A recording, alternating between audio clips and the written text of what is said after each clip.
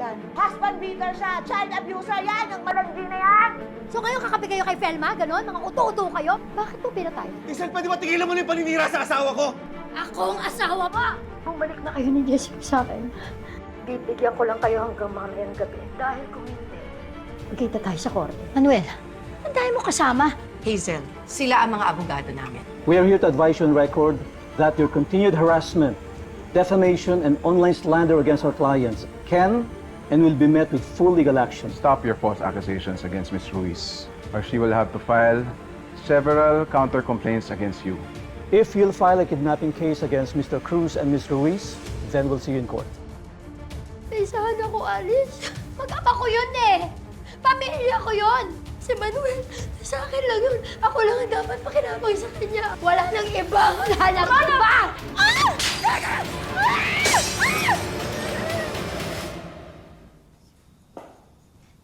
Jessica, humalma ka nga. For sure may good news si nanay at tatay pag-uwi nila. Ano yun, ate? Eto, scrapbooks ko. Dadalhin ko sa bodega kasi wala na akong pwesto sa bookshelf.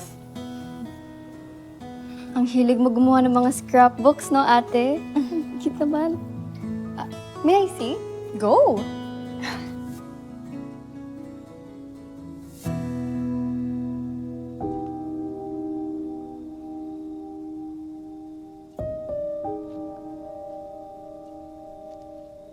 Ang happy talaga ng relationship niyo nila Kuya Jeffrey and Ate Andrea, no?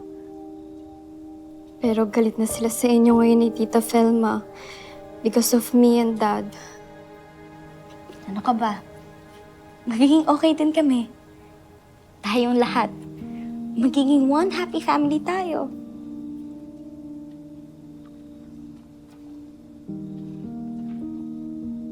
Debut mo to, ate? Oo. Pero ayoko kasi ng magarbo. Kaya dito lang siya ginawa. Simple. Intimate. Kami-kami lang nun tsaka konting mga bisita. At least you had one. Malapit na nga rin pala birthday mo. Magdedebo ka na rin. Alam mo? Siyempre naman. Kapatid kita eh. Tsaka nung kinausap ko si tatay, I asked some infos about you. Alam mo, ate, wish ko noon na magkaroon ng big celebration sa 18th birthday ko with my family and friends din. Pero now, hindi na. Bakit naman? Iba na yung concerns ko eh, na maging stable kami ni Dad. Maayos na yung issues namin with Mom. And syempre, maayos na yung family niyo. Mag-celebrate po tayo! Sige, gawin natin, anak. Ay, Nay, sabay po natin sa birthday ni Jessica. Sige, gawin natin yan. Surprise po natin siya, Nay. Sige. Bakit? Andiyan po. Taga baka pwede, maliit na salo-salo lang kasi hindi kaya ng budget namin eh. Manuel, sagot ko na yan. Eh, hindi naman magarbo eh. Pwede naman tayong nasa restaurant lang. Tapos tayo-tayo lang. Tsaka, pwede kong i-invite si Jeff at saka si Andrea. Malay mo, yun na yung chance na magkaayos tayong lahat.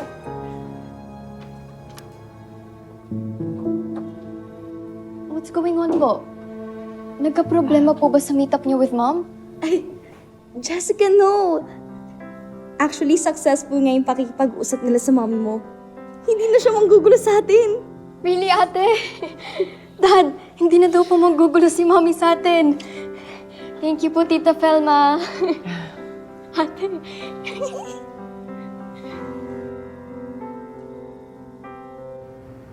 Mamumuhay na kayo in peace and harmony dahil napuksa nyo na yung Hazel.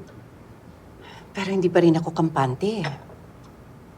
Masama pa rin yung kutob ko sa babaeng yun. Parang may gagawin pang iba. Ako, Mars, huwag mo lang isipin kung anong bagong pautot ang gagawin niya. Ang importante, mag-focus ka muna kay Zepol at kay Andeng. Dahil sila naman yung importante. Oo nga, Mare. Namimiss ko na din sila. Sana nga, pumunta sila sa surprise birthday party ni Jessica. Para magkaharap-harap na rin kami at makapag-usap. Sana nga. Ay, Mars, saan nga pala yung venue ng party? Sa Tala Diwa Kitchen, Mare, ikaw nang bahalang magbigay ng invitation kay Jeffrey at saka kay Andrea, ha? Oo naman, Mars. Salamat. Tayo sa office mo. Mm-mm.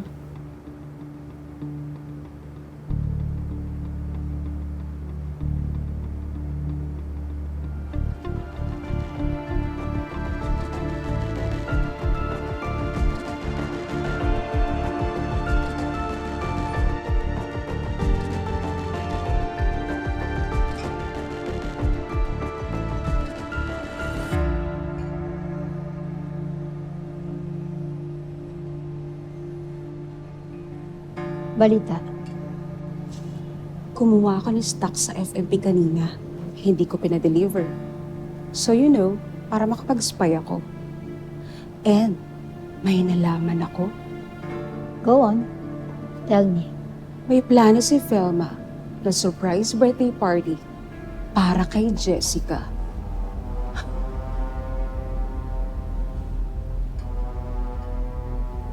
Talagang gusto na akong palitan ng babaeng yan. Bilang nanay ni Jessica. Surprise pala. Pues, I'll give them a surprise they'll never forget.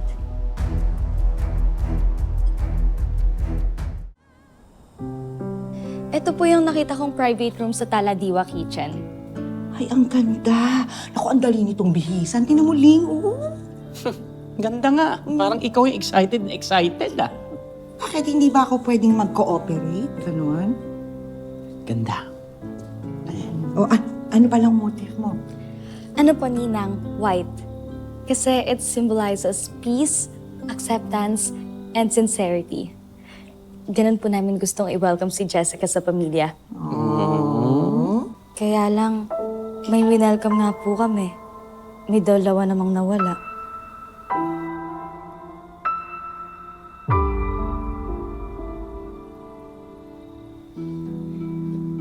Huwag ka na malungkot, Bunso. Malay mo ba naman? Pupunta ang kuya at ate mo sa party, tapos magkakausap tayo, magkakasundo, tapos magkakasama na tayo sa pag-uwi. Sana nga po, Nay. Kasi ayoko po ng ganito. Hindi po ako sanay na hindi natin sila kasama.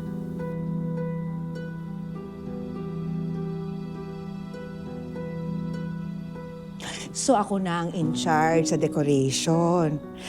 Pupunuin ko yung venue ng maraming puting bulaklak. Maraming salamat, Pas, ha? Pas naman. Ling, Oh. galit ka pa rin ba kay pare? Tinatawad na nga siya ni Maring Felma, oh. Ibahin mo ko. Hindi ako si Maring Felma. Yun, maganda ako. Masama ugali ko. Hoy, Noel. Huwag mo i-expect na parang dati ha, na close-close tayo. Nagawa ko to para sa anak mo. Eh bakit ba nabunta sa akin yung usapan? Di ba gagawin natin yung party, di ba? Para masaya, di ba? Party, party, party, party. Lalabas na ng kapugian ko niyan. Di ba meron akong puting Amerikana? Oo, andun, tinabi ko lang doon sa cabinet. Yung ginamit mo dati doon sa taping sa pelikula. Yun. Sakto yun. Taping po? Nag-taping po kayo dati, Ninong? Oo. Ano pong role nyo? Ayun, nakahiga sa kabaong. Sinarahan siya ng pinto kasi kindat siya ng gintan ng gano'n. Nagdilim paningin ng direktor. Sarado! Sinare. Wala yung kindat, Ganun.